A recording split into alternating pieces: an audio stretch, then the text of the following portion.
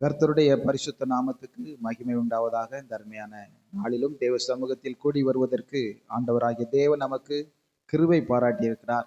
எத்தனையோ ஜனங்களுக்கு இப்படிப்பட்ட கிருபைகள் இல்லை. காலைதோறும் தேவனுடைய கிருபை புதிதாக இருக்கிறது. அந்த கிருபைகளை, அந்த நன்மைகளை, அவர் கொடுக்கிற சகலவிதமான பிரசன்னங்களை அனுபவிக்க, ஆசீர்வாதங்களை பெற்றுக்கொள்ள கர்த்தர் இந்த அருமையான கால வேளையிலும் தேவன் நம்மளை கொண்டு வந்திருக்கிற கிருபைகளுக்காய் கர்த்தரை நம்ம ஸ்தோத்திரம் பண்ணுவோம். அவருடைய சமூகத்தில் ஜெபத்தோடு நம்ம காத்திருப்போம். கர்த்தர் நம்மோடு கூட பேசுவாராக. ஒரு வசனத்தை நம்ம வாசிக்கலாம். எரேமியா 30வது அதிகாரம் 10வது வசனம். எரேமியா 30 அதனுடைய 10வது வசனம். ஆகையால் என் தாசனாகிய யாக்கோபே, நீ பயப்படாதே, இஸ்ரவேலே கலங்காதே என்று கர்த்தர் சொல்லுகிறார். இதோ நான் உன்னை தூரத்திலும் உன் சந்ததியை தங்கள் சிறையிருப்பின் தேசத்திலும் இராதபடிக்கு ரட்சிப்பேன். யாக்கோபு திரும்பி வந்து அமர்ந்து சுகித்திருப்பான், அவனை தத்தளிக்க பண்ணுகிறவன் இல்லை என்று இந்த வசனத்திலே நம்ம வாசிக்கிறோம். கர்த்தர் நல்லவராக காணப்படுகிறார். நன்றாய் நீங்கள் கவனிக்க வேண்டும். இந்த வசனத்துல பயப்படாத என்று கர்த்தர் சொல்லுகிறார். அநேகருடைய வாழ்க்கையில பயங்கள் பல விதத்தில் வருகிறது என்று சொல்லி நம்ம தியானித்து கொண்டிருக்கிறோம். கர்த்தருக்கு ஸ்தோத்திரம்.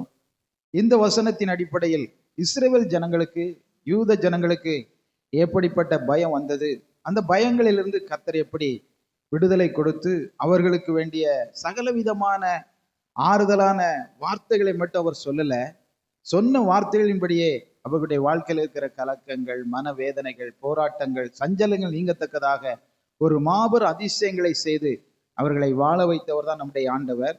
இந்த கால வேளையிலும் பலவிதமான பயத்தோடு இருக்கிற ஒவ்வொருவரையும் பார்த்து சொல்லுகிறார், இஸ்ரவேலே நீ கலங்காத, இஸ்ரவேலே நீ என்ன செய்யாத, பயப்படாத என்று கர்த்தர் சொல்லுகிறார். நன்றாய் நீங்க கவனிக்க வேண்டும்.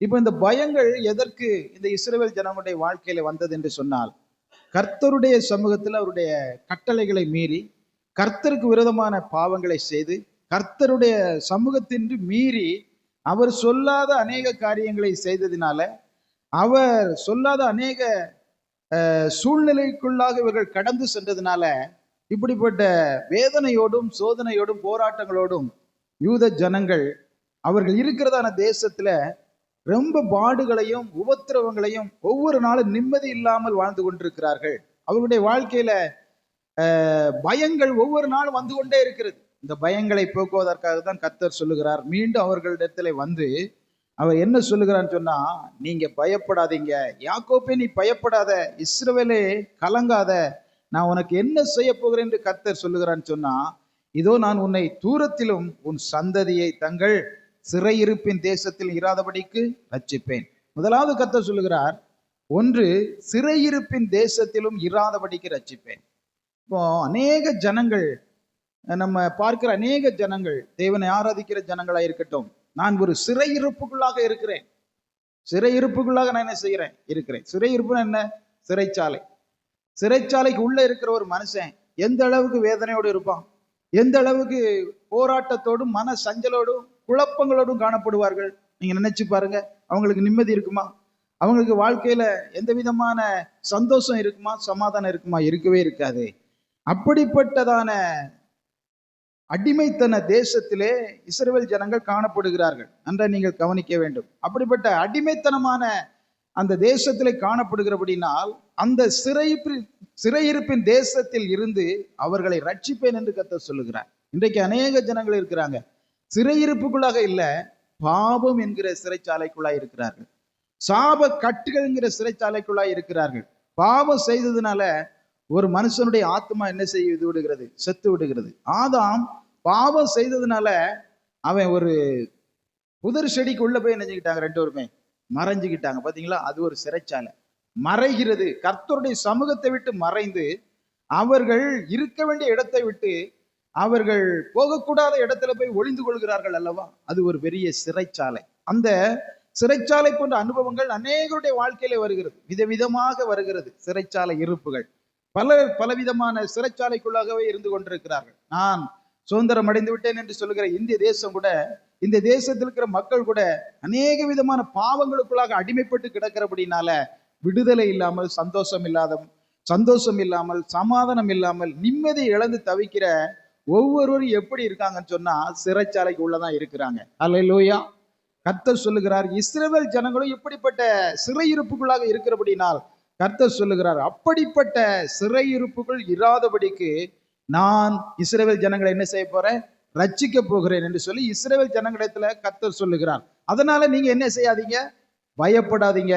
உங்களை அப்படிப்பட்ட சிறையிருப்பிலிருந்து விடுவிக்க போகிறவர் நான் தான், விடுவிக்கும்படியாக நான் வந்திருக்கிறேன் என்று சொல்லி பயப்படாதே என்று ஆண்டவர் சொல்லுகிறார். அல்லேலூயா. கர்த்தருடைய நாமத்துக்கு ஸ்தோத்திரம். நம்மளும் பல காரியங்களை நினைத்து வேதனைப்பட்டு கலங்கி திகைத்து கொண்டிருக்கலாம். கர்த்தர் இன்றைக்கு சொல்லுகிற வார்த்தை என்ன? தேவனுடைய ஜனங்களுக்கு, தேவனுடைய பிள்ளைகளுக்கு, அவரை நோக்கி ஆராதித்துக் கொண்டிருக்கிற பிள்ளைகளுக்கு, அவருடைய சமூகத்திலே மனம் திரும்பி வந்திருக்கிற பிள்ளைகளுக்கு கர்த்தர் சொல்லுகிற நல்ல காரியம் என்னவென்று சொன்னால், அந்த சிறையிருப்பின் தேசத்தில் இருக்காதபடிக்கு சிறையிருப்புகளை நான் மாற்றுவேன் என்று கர்த்தர் சொல்லுகிறார். சந்தோஷமா இருக்கவங்க ஒரு அல்லேலூயா சொல்லுங்க. ஹல்லேலூயா. கர்த்தருக்கு ஸ்தோத்திரம். அடுத்தல அந்த சிறையிருப்பு மாறினதுக்கு அப்புறம் என்ன நடக்கும்? இரண்டாவது, யாக்கோபு திரும்பி வந்து அமர்ந்து சுகித்திருப்பான். சிறைச்சாலைக்குள்ள போறவங்க வெளியே வரவே முடியாது என்று சொல்லிதான் மக்கள் அநேக காரியங்களிலே நினைப்பார்கள். அது ஏனென்று சொன்னால், சிறையிருப்புகளை போறவங்க என்ன செய்ய முடியாது, பாவம் செய்தவர்கள், அக்கிரமம் செய்தவர்கள், தன்னுடைய பொல்லாத வழிகளில் நடந்தவர்கள், பொல்லாப்பை செய்தவர்கள் அங்கே போயிருக்கலாம். ஆனால் அவர்கள் மனம் திரும்புகிற நேரத்தில், மனஸ்தாபப்படுகிற நேரத்தில் கர்த்தர் சொல்கிறார், இரண்டாவது, அவர்கள் திரும்பி வந்து அமர்ந்து சுகித்திருப்பான். அல்லேலூயா. கர்த்தருக்கே மகிமை உண்டாவதாக. நம்முடைய ஆண்டவரை பாருங்களேன், எவ்வளவு பெரிய அடிமைத்தனத்துல இருந்தாலும், சிற்றின்பங்கள்ல மாட்டி சிறையிருப்புங்கிறதான அந்த அடிமைத்தன வலையில அவர்கள் விழுந்து கிடந்தாலும், அந்த வலையிலிருந்து தூக்குவதற்கு யாராலும் முடியாட்டாலும் நம்முடைய கர்த்தர் தூக்கிவிட வல்லவராய் இருக்கிறார். எத்தனை பேர் விசுவாசிக்கிறீங்க? அவர் தூக்கிவிட வல்லவராய் இருக்கிறார். தூக்கி விடுகிறவரை பார்த்து என்னை தூக்கி விடுங்க அப்படின்னு சொல்லி ஆபத்து காலத்தில் இருக்கிறவங்க அவரை நோக்கி கூப்பிட்டா அவர் விடுவிக்க வல்லமையுள்ள தேவனாக இருக்கிறார். ஆபத்து காலத்தில் என்னை நோக்கி கூப்பிடு, நான் உன்னை விடுவிப்பேன் என்று கர்த்தர் சொல்கிறார். எப்படிப்பட்ட பாவ சாப நாச மோச கிரியைகளிலே அகப்பட்டு சிக்கி சிறை என்கிறதான ஒரு சிறையிருப்புகளாய் மக்கள் காணப்பட்டாலும் கர்த்தரை நோக்கி அவர்கள் கூப்பிடுவார்கள் என்று சொன்னால் நிச்சயமாய் கர்த்தர் விடுவிக்க வல்லவராய் இருக்கின்றார். அல்லேலூயா. கர்த்தருக்கு ஸ்தோத்திரம். அவர் சொல்லுகிறார், திரும்பி வருவான், அவன் இருக்க வேண்டிய இடங்கள்ல அமருவான், அவன் சுகித்திருப்பான் என்று சொல்லுகிறார். உலகம் என்ன நினைக்கும்? இவன் சாப்டர் க்ளோஸ், இவன் இவ்வளவுதான், இந்த குடும்பம் இவ்வளவுதான், இவங்க இப்படிப்பட்ட சிறைக்குள்ள இருக்கிறாங்க, சிறைச்சாலைக்குள்ள இருக்கிறாங்க, இவர்களுடைய வாழ்க்கை முடிந்து விட்டது என்று நினைக்கிற அவர்களை பார்த்து தான் கர்த்தர் சொல்லுகிறார். முடிந்ததென்று சொல்லி நிற்கிற ஒவ்வொருவரையும் பார்த்து இந்த காலை வேளையில் சொல்லுகிறார், முடிவல்ல, இதுதான் ஆரம்பம். அல்லேலூயா. வாழ்க்கை வாழ்வதற்கு இதுதான் ஆரம்பம். இஸ்ரவேல் ஜனங்கள் பாவம் செய்ததுனால அவர்கள் மேல இருக்கிறதான சிறை இருப்புகள் அதிகமாய் காணப்பட்டாலும் அவர்கள் கர்த்தருடைய சமூகத்துல ஏதாவது ஒரு காரியங்கள் கிடைக்காத என்று சொல்லி பயத்தோடு அவர்கள் வந்து நிற்கிறார்கள். பயத்தோடு இருக்கிற அவர்களை பார்த்து கர்த்தர் சொல்லுகிறார், பயப்படாதே, உன்னுடைய சிறையிருப்பை நான் மாற்றுவேன். அது மட்டுமல்ல, நீ திரும்பி வந்து அமர்ந்து சுகித்திருப்பா என்று கர்த்தர் சொல்லுகிறார். அல்லேலூயா. சுகித்திருப்புனா என்ன? நல்ல சுகமாக வாழ்வதற்கு நான் உதவி செய்வேன். நீர் சுகமாய் தங்கி ஒரு இடத்துல ஆசீர்வாதமாய் இருப்பதற்கு நான் கிருபை செய்வேன் என்று சொல்லி இஸ்ரவேல் ஜனங்களை பார்த்து கர்த்தர் சொல்லுகிறார். இந்த கால வேளையிலும் நம்மை பார்த்து சொல்லுகிறார். ஒருவேளை இந்த ஆண்டுல நீங்க பல காரியங்கள்ல நீங்க மூழ்கி சிக்கி வேதனையில சோதனையில நீங்க காணப்படலாம். கர்த்தர் சொல்லுகிறார், எந்த விதமான சுகமும் இல்லை, எந்த விதமான சுகமான வாழ்க்கையை என் வாழ்க்கையா அமையல அப்படின்னு நினைப்பீங்கன்னா கர்த்தர் சொல்லுகிறார், இன்றைக்கு சொல்லுகிறார், நீங்க கண்டிப்பாய் சுகித்திருப்பீர்கள். அல்லேலூயா. சந்தோஷமா இருக்கா? சுகித்திருப்பீர்கள். அல்லேலூயா.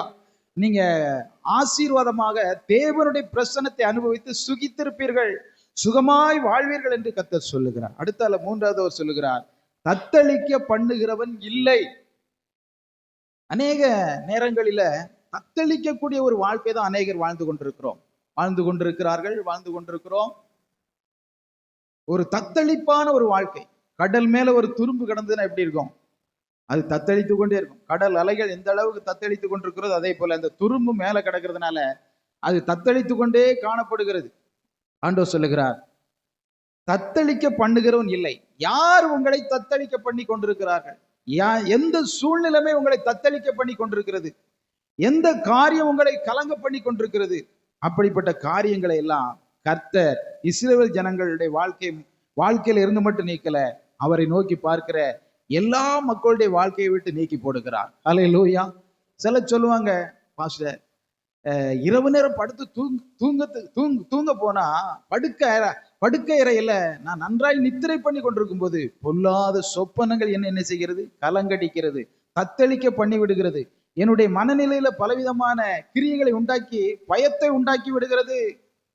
பார்வோன் ராஜாவுக்கு பயத்தை உண்டாக்கினது அல்லவா சொப்பனம்? அதே மாதிரி எனக்கு சொப்பனங்கள் வந்து என்னை அப்படியே கலங்கடித்து விடுகிறது, என்னை தத்தளிக்க பண்ணி விடுகிறது. பொல்லாத பிசாசு தான் அப்படி செய்வானோ என்று சொல்லி அவர்கள் வேதனையோடு கூட கேட்கிற அவர்களுக்கு கர்த்தர் சொல்லுகிறார், அப்படிப்பட்ட தத்தளிப்பான கிரியைகளிலிருந்து இன்றைக்கு ஒரு பூரண விடுதலையை ஒவ்வொருவருக்கும் தருகிறார். அல்லேலூயா. கர்த்தருக்கு ஸ்தோத்திரம். கர்த்தர் சொல்லுகிறார், பயத்தோடும் வேதனையோடும் கலக்கத்தோடும் இருக்கிற பிள்ளைகளுக்கு பயப்படாதே என்று சொல்லுகிறது மட்டுமல்ல, அவர் சொல்லுகிறார், உன்னுடைய சிறையிருப்பை மாற்றுவேன்.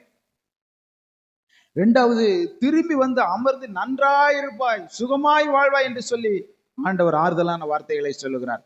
அவனை தத்தளிக்க பண்ணுகிறவன் இல்லை என்று அவர் சொல்லுகிறார். ஏன் இந்த ஆசீர்வாதமான வார்த்தைகள் எல்லாம் சொல்லுகிறார்? ஏன் இந்த சமாதானமான வார்த்தைகள் எல்லாம் கர்த்தர் சொல்லுகிறான்னு சொன்னா, அவருடைய வாழ்க்கையில ஒரு காரியம் காணப்பட்டது. 30:17 வசனம் சொல்லுகிறது. 30:17, அவர்கள் உன்னை விசாரிப்பற்ற சீயோன் என்று சொல்லி உனக்கு தள்ளுண்டவள் என்று பெயரிட்டபடியால் நான் உனக்கு ஆரோக்கியம் வரப்பண்ணி உன் காயங்களை ஆற்றுவேன் என்று கர்த்தர் சொல்லுகிறார். அவருக்கு ஒன்று பிடிக்காத ஒரு காரியம், அவருடைய பிள்ளைகள் தான் பாவம் செஞ்சிட்டாங்க, தப்பு பண்ணிட்டாங்க. ஆயினும் எல்லா ஜனங்களும் அவர்கள் மேல சொல்லுகிற காரியத்தை அவரால் ஏற்றுக்கொள்ள முடியாத ஒரு மனதை உடையவர்தான் நம்முடைய ஆண்டவர். அல்லேலூயா.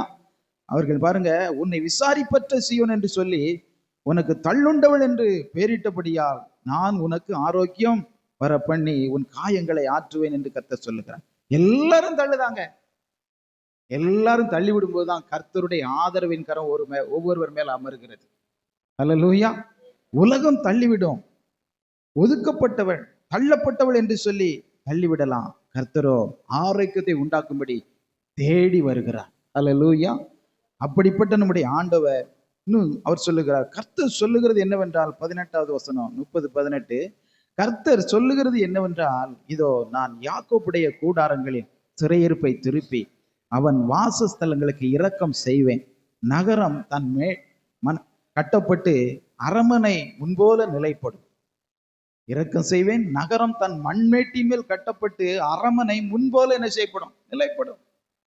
முன்னாடி எப்படிலாம் வாழ்ந்தேன், இப்படிப்பட்ட காரியத்தில் நான் சிக்கிக்கிட்டேன்னு சொல்லி வேதனையில் இருக்கிற தள்ளப்பட்டவர்களுக்கும் ஒதுக்கப்பட்டவர்களுக்கும் வெறுக்கப்பட்டவர்களுக்கும் கர்த்தர் சொல்லுகிறதாவது என்ன சொல்லுகிறான்னு சொன்னா, சிறையிருப்பை மாற்றி அவர்களை முன்போல அவர்கள் கட்டப்பட்டு அரண்மனை முன்போல நிலைப்படும் என்று கர்த்தர் சொல்லுகிறார். அவர்கள் எந்த அளவுக்கு வாழ வேண்டும் என்று நினைத்தார்களோ ஏதோ ஒரு இக்கட்டில் மாட்டியிருக்கலாம். கர்த்தர் சொல்லுகிறார், முன்போல வாழ்வதற்கு கர்த்தருடைய கரம் இந்த கால வேளையில ஒவ்வொருவர் மேல் அமர்கிறது. அல்லேலூயா.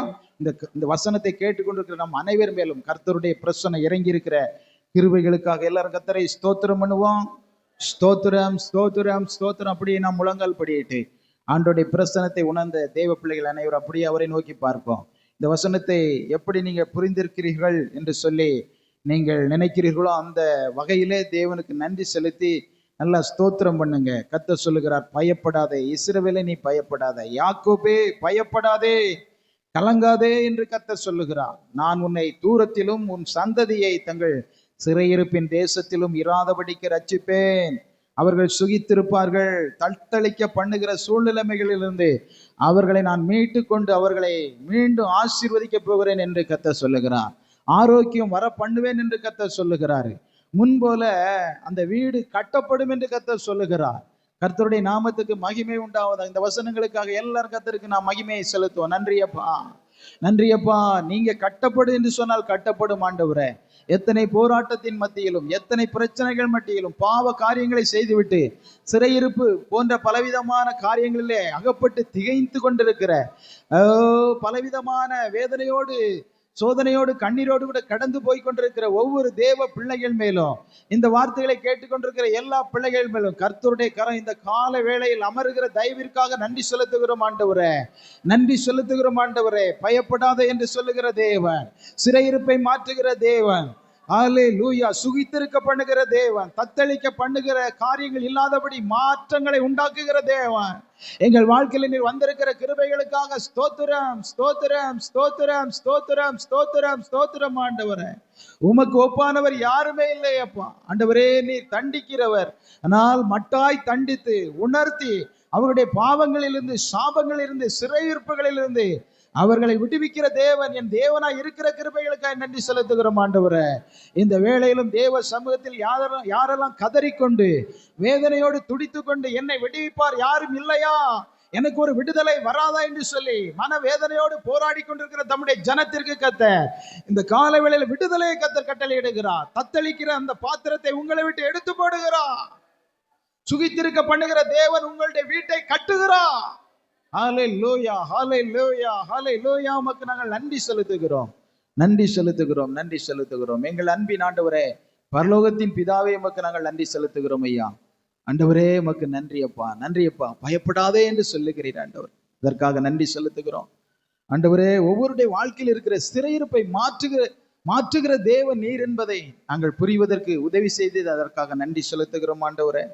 அப்பா, உமக்கு நன்றி. சுகமாய் வாழ்வதற்கு வேண்டிய காரியங்கள் எல்லாம் எங்களுக்கு ஒவ்வொரு நாளும் கற்று தந்து கொண்டிருக்கிறேன். நன்றி அப்பா. தத்தளிக்க பண்ணுகிற காரியங்களிலிருந்து நாங்கள் விடுவிக்கப்பட்டு விடுதலையோடு கூட வாழ்வதற்கு வேண்டிய எல்லா கிருபை வரங்களையும் இந்த கால வேளையில் எங்களுக்கு நீ தருகிற தயவிற்காக நன்றி செலுத்துகிறோம். எந்த சூழ்நிலையும் பார்த்து ஒரு தேவ பிள்ளை பயப்பட தேவை இல்லை என்பதை குறித்த ஒரு காரியத்தை கற்றுக்கொள்ள கிருபை செய்திரே உமக்கு நன்றி. இந்த கால வேளையில் கலக்கத்தோடும் வேதனையோடும் மன சஞ்சலத்தோடும் கண்ணீரோடு இருக்கிற தம்முடைய ஜனத்திற்கு உம்முடைய ஆறுதலின் கரம் நீட்டப்படுவதற்காக ஸ்தோத்திரம். அதிசயங்களை செய்கிற கரம் நீட்டப்படுவதற்காக ஸ்தோத்திரம். அற்புதங்களை செய்கிற கரம் நீட்டப்படுவதற்காக ஸ்தோத்திரம். தத்தளிக்க பண்ணுகிற எல்லா வல்லமைகளையும் கர்த்தர் தம்முடைய ஜனத்தை விட்டு நீக்கப்படுகிற கிருபைகளுக்காக நன்றி செலுத்துகிறோம் ஐயா. இந்த வசனத்தை கேட்ட எல்லார் மேலும் கர்த்தருடைய ஆசீர்வாதங்கள் இறங்கட்டும். உம்முடைய பலனும் சுகமும் ஆரோக்கியமும் வரட்டும். ஒவ்வொருவரை ஆசீர்வதியும். எங்கள் ஆண்டவர் இயேசு கிறிஸ்துவின் விலையேறப்பெற்ற உன்னதமான நாமத்தில் ஜெபிக்கிறோம் எங்கள் ஜெபங்கேளும் நல்ல பிதாவே. ஆமேன், ஆமேன். ஹல்லேலூயா.